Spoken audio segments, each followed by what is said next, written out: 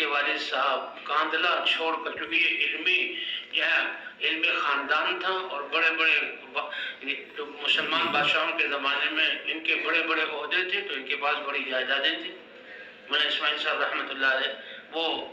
گمنامی کی زندگی ان کو پسند تھی۔ یہاں پہلے زمانے کے بادشاہوں کے کچھ کھنڈرات اور کچھ پرانی عمارتیں تھیں، بنگلہ والی مسجد، تو وہاں اس چھوٹی سی مسجد میں آ کے امام بن گئے۔ اب پیچھے مولانا الیاس صاحب، ان کے بیٹے مولانا الیاس صاحب اور مولانا یحییٰ صاحب، ایک مولانا محمد صاحب تھے۔ مولانا یحییٰ صاحب جو ہے وہ مولانا زکریا صاحب کے والد صاحب، حضرت شیخ الحدیث کے، اور مولانا الیاس صاحب اس لیے چچا لگتے تھے اس شیخ کے۔ تو یہاں تو مولانا الیاس صاحب کے پاس بھی جو ہے بہت جائیدادیں تھیں اور اس کا کرایہ زمینوں کا آتا تھا۔ آہستہ آہستہ لوگوں نے، جسے فطرت ہے انسانوں کی کہ بھئی یہ تو اللہ والے لوگ ہیں، یہ تو دنیا کی طرف دیکھتے بھی نہیں، کچھ پوچھ گچھ میں بہت سی چیزوں کو قبضہ کر لیا، بہت سی دکانوں کو، بہت سی چیزوں کو، اور یہ چل رہے ہیں۔ تو کہتے ہیں ان کے خاندان میں کوئی انہی کی عزیزوں میں سے ایسا جو ماموں کہتا تھا، وکیل تھا، اور اس نے سارے کاغذات نکلوائے کہ مولانا الیاس صاحب رحمۃ اللہ علیہ کے نام جو پراپرٹی اور جائیداد ہے وہ ان کو دی جائے، کیونکہ تبلیغ کا کام کر رہے ہیں اور اس تنخواہ سے جو ہے آگے کام چلے گا، کیونکہ فقر و فاقے کی نوبت آتی تھی، قرضہ آ جاتا تھا۔ حضرت مولانا صاحب رحمۃ اللہ علیہ بھوک کی حالت میں رہتے تھے کہ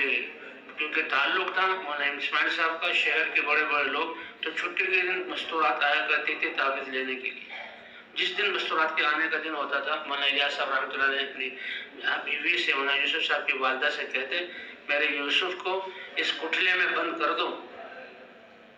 کہ وہ عورتیں آئیں گی، وہ اپنے ساتھ کھانا لائیں گی، وہ پیسے والی ہوں گی، کہیں میرے بیٹے کی ہونٹ کی خشکی سے وہ اس کی بھوک کا پتہ نہ لگا لیں۔ ہاں، یہ کام ایسے ہی نہیں ہے بس صرف عمل کرنا، دعا کرنی ہے، چلو جی۔ ہاں، یہ تو لیا ہے مولانا الیاس صاحب سے، کہ جب وہ آنے کا وقت ہوتا ان کو کٹھلے میں بند کر دیتی اندھیرے میں جس میں اناج رکھتے ہیں، اور جب وہ چلی جاتی پھر نکالتے تھے کہ کہیں میرے گھر کا فاقہ پتہ نہ لگ جائے ان کو۔ اور تو اللہ سے اتنا تعلق جوڑنا ہوتا ہے، اتنا قربانی پہ آنا ہوتا ہے، ثواب تو مل جائے گا۔ بقول اللہ سے مغفرت تو اللہ تعالیٰ ایک ٹہنی کو ہٹا دیں، پتھر کو ہٹا دیں، اس پر کر دیں گے، وہ تو صمد اور غنی اور عامل ذات ہیں۔ تو ایسا، تو اب یہ ان نے جناب سب کاغذات، اور پھر جو مجسٹریٹ تھا اس کو بھی دکھائے، انہوں نے کہا ٹھیک ہے، یہ کاغذات بالکل ٹھیک ہے، اس کا نام محمد الیاس ہے، یہ اسی کی ہے، بس تم محمد الیاس کو مجھے دکھا دو کہ یہ ہے آدمی، نام الیاس، محمد الیاس ہے اور یہ زندہ ہے۔ تو وہ آئے مولانا الیاس صاحب کے پاس، وہ کہا ماموں جان کے جی میں نے سارے کاغذات دیکھ لیے، سب مل گئے، مجسٹریٹ کو دکھا دیے، اور اس نے کہا کہ بالکل ٹھیک ہے اور سب کچھ آپ کو مل جائے گا، اور مل کر کیا ہوگا کہ اس کے کرایوں سے پھر آپ کا مرکز آباد ہو جائے گا، پھر آنے والے مہمان خوش ہو جائیں گے۔ ہم کہتے ہیں نا کھانا ملے، کپڑے ملے، خوشی ہو، اور ایک یہ رواج چل پڑا ہے کہ بھئی بھوک اور پیاس سے ہم یا پریشان نہ ہوں اور ہمیں گرمی سردی نہ لگے، او بھائیو یہ اللہ کے دین، اللہ کے علم میں مجاہدے سے نور ملے گا اور اللہ کے ہاں قبولیت ملے گی، ان سے جان نہیں بچانی چاہیے۔ تو وہی ذہن تھا، بس مشکور بھی، بلکہ جو قرضہ لیتے تھے تو جب قرضہ ہو جاتا تو جیسے حضرت بلال رضی اللہ تعالیٰ عنہ کو کہا، او حبشی کالے تمہارے قرضہ آ گیا ہے، اب میں تجھے اپنا غلام بنا لوں گا۔ حضرت بلال پریشان ہوئے، اور یہ اللہ کے رسول ہیں۔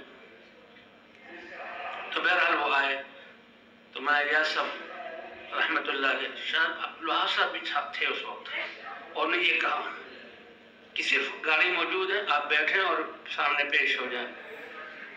کہ بیٹا اللہ نے مجھے وہ فکر اور وہ میدان دیا ہے، وہ چوراہا دیا ہے کہ میں ایک لمحے کے لیے یہاں سے غائب نہیں ہو سکتا۔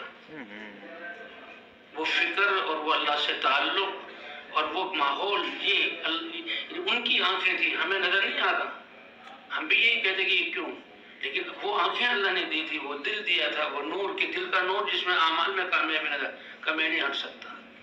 کہ میری مثال تو ایسے ہے کہ چوراہے پہ، دلی کے چوراہے پہ چاروں طرف سے ٹریفک آ رہی ہے، دفتروں میں جانے کا وقت ہے، اور اس وقت سپاہی کھڑا ہوتا تھا اور وہ ٹریفک کو کنٹرول کر رہا ہے، اور کچھ دیر بعد جناب رواں دواں ہیں، سارے اپنے لوگ منزلوں کو پہنچ رہے ہیں، اور وہ ایک بوڑھی کو دیکھتا ہے کہ بوڑھی کب سے کھڑی ہوئی ہے اور وہ راستہ پار نہیں کر سکتی، بڑا ہونے کی، اور وہ چوک چھوڑ کر وہاں چلا جائے تو سارا نظام برہم اور رک جائے گا۔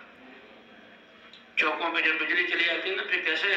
اب لاہور سے یہاں آتے ہوئے کتنی دیر لگتی ہے، حالانکہ آدھے گھنٹے کا راستہ 3 گھنٹے لگ رہے ہیں، اور پھر ایکسیڈنٹ بھی ہو جاتے ہیں۔ کہتے اس سے زیادہ حساس ہے میرا یہاں ہونا، میں چھوڑ نہیں سکتا۔ وہ جائیدادیں دوسرے کے نام چلے گی لیکن چھوڑا نہیں، یہ احساس ذمہ داری۔